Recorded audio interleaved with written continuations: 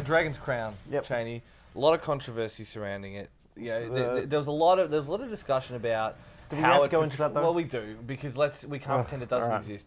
How it portrays women in the game, how it's a male-driven power fantasy. Yeah. Blah blah blah blah blah. Now, as a privileged white male, as I'm often told.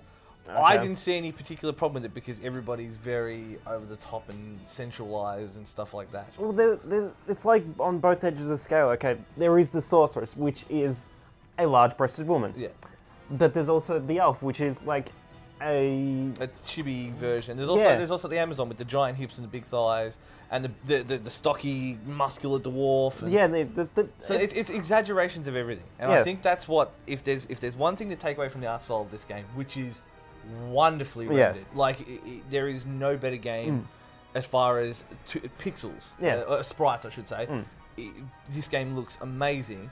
It's Dragon's Crown. Like it just looks fantastic. But if there is one thing to take away from it, it's that everything is super stylized. Exactly. It's even like just the backgrounds themselves. They look so amazing. But I don't see where this should be taken as realism. That's where I'm just coming from. And I think that's where the game differentiates itself straight away. Yeah. It's a side-scrolling brawler, which is a system we, obviously gameplay style we've known for some time, but every character plays really differently. It reminds you a lot of the old Dungeons and Dragons Capcom game. Yeah, it's a very class-based system, but the problem with the class-based system, where I came in issues, is I was playing by myself. That sounds depressing at all. Yeah, but no, and it sucks because you get to these things where some enemies are going to be better off beaten by the dwarf, and some enemies are going to be better off beaten by the wizard. Yeah. Because they have obviously different elemental weaknesses and strengths.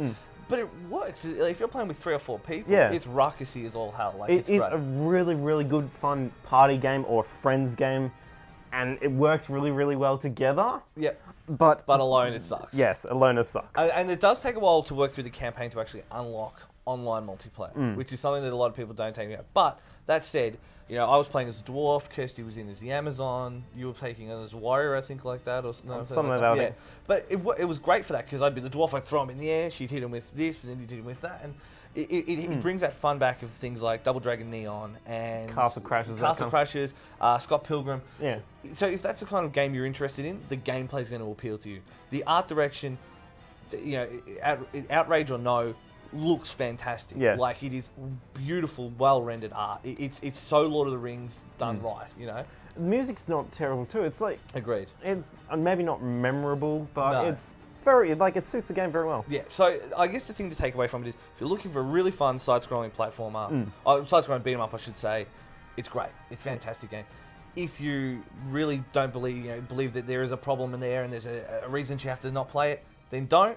Yeah. But you are missing out on one of the best beat 'em ups in a while. If you have friends. Which Shane doesn't. Exactly.